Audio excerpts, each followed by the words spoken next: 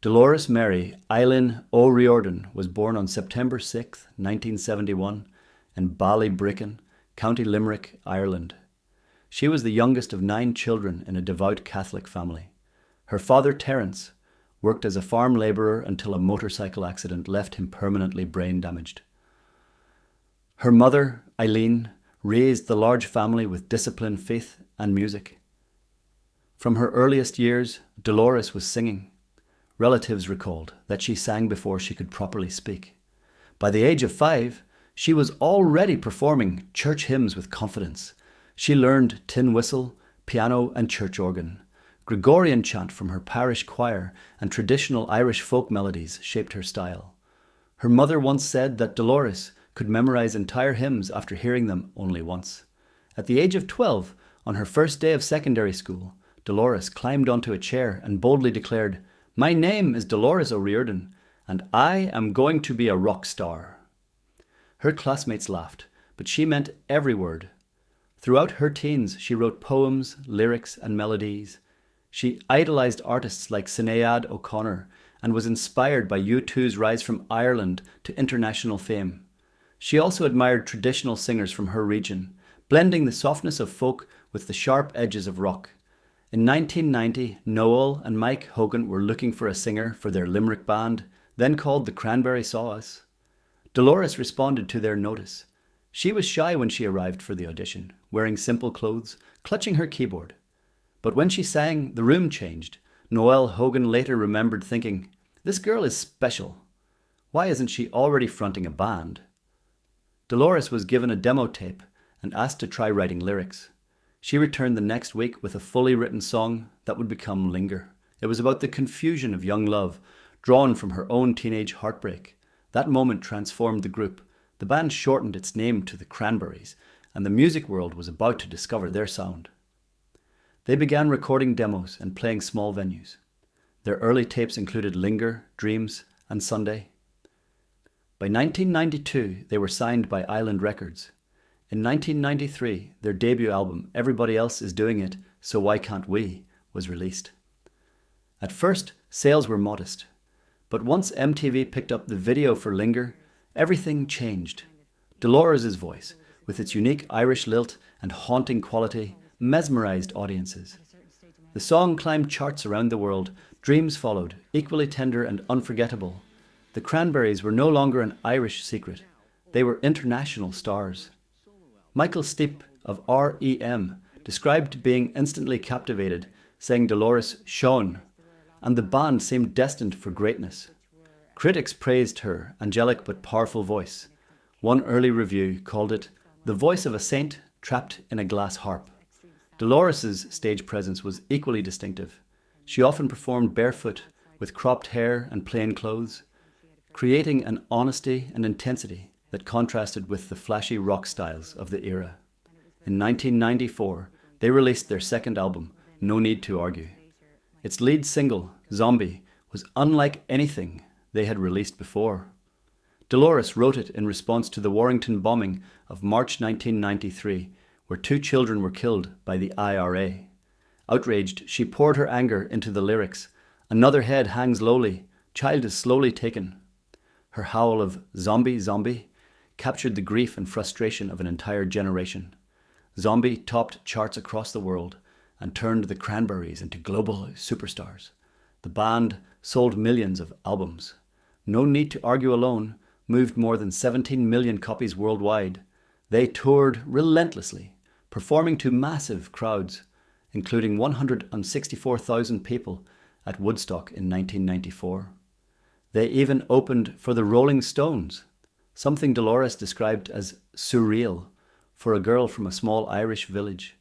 Yet even amid the success, Dolores insisted on keeping her songs personal. She wrote from lived experience, heartbreak, anger, faith, and joy. Bandmate Noel Hogan recalled, "We never questioned her lyrics. They were always her truth." By the mid-90s, the Cranberries had joined the ranks of U2, Sinead O'Connor, and Enya as some of Ireland's most successful musical exports. Dolores had become a household name, a woman whose voice could not be mistaken for anyone else's. Her rise seemed unstoppable, But behind the dreams and triumphs, challenges were beginning to emerge that fame could not hide. What was the first Cranberries song you ever heard? Was it Linger, Dreams, or Zombie? Let us know in the comments. Even at the height of success, Dolores O'Riordan's life was marked by deep struggles. She later revealed that between the ages of 8 and 12, she had been sexually abused by a family friend. This trauma haunted her for decades, contributing to eating disorders, depression, and struggles with self-worth. Despite this, she built a family life of her own. In July of 1994, Dolores married Don Burton, a Canadian who had worked as a tour manager for Duran Duran. The wedding took place at Holy Cross Abbey in Ireland.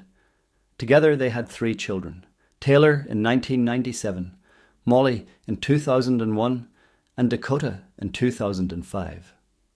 Dolores adored motherhood, often saying that raising her children was her greatest accomplishment. During this period, the Cranberries continued to release albums, including To the Faithful Departed in 1996 and Bury the Hatchet in 1999.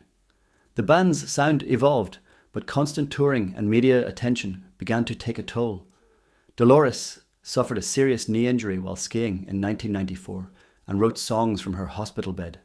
She confessed to feeling like a puppet controlled by the industry, saying she often felt empty despite her wealth and success. By the early 2000s, tensions within the band and Dolores' exhaustion led to a hiatus. In 2003, the Cranberries announced they were taking an indefinite break. Dolores moved to Canada with her husband and children, living a quieter life. She released solo work, including the albums Are You Listening? In 2007 and No Baggage in 2009. She collaborated with Italian artist Zucchero and sang with the group DARK. Still, her mental health struggles remained. In interviews, she admitted to wild mood swings and periods of binge drinking. In 2013, she publicly revealed she had been diagnosed with bipolar disorder. In 2014, she made headlines after an incident on an airplane where she experienced a breakdown, later describing her life as out of control. Despite these episodes, she continued to perform and create. In 2009, the Cranberries reunited. Fans around the world were thrilled. They toured widely and released new material. In 2017, they recorded Something Else, an album of acoustic and orchestral versions of their biggest hits. Dolores' voice still carried its unmistakable strength, though health issues forced some tours to be cut short. Friends and bandmates recalled that by late 2017, she seemed optimistic again. In December, she told friends she was feeling well and excited to perform. She was in London to record vocals for a collaboration when tragedy struck. On January 15th, 2018, Dolores O'Riordan was found dead in her hotel room. She was 46 years old. The coroner's report concluded that she had accidentally drowned in her bathtub after drinking heavily. Her blood alcohol level was more than 4 times the legal driving limit in Britain. No foul play was suspected, and no suicide note was found. The news shocked the world. Tributes poured in from fellow musicians, world leaders, and millions of fans. The President of Ireland, Michael D. Higgins, called her a star that shone bright from the very beginning. Her bandmates, devastated, decided to complete one final album using Dolores' last recordings. The result was In the End, released in 2019. It was nominated for a Grammy and praised as a fitting tribute to her life and career. Since her passing, her influence has only grown. The video for Zombie became the first by an Irish act to surpass 1 billion views on YouTube.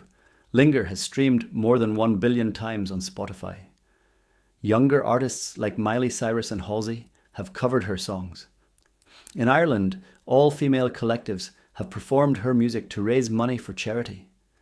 Dolores O'Riordan's story is both heartbreaking and inspiring. She rose from a small rural village to the biggest stages in the world.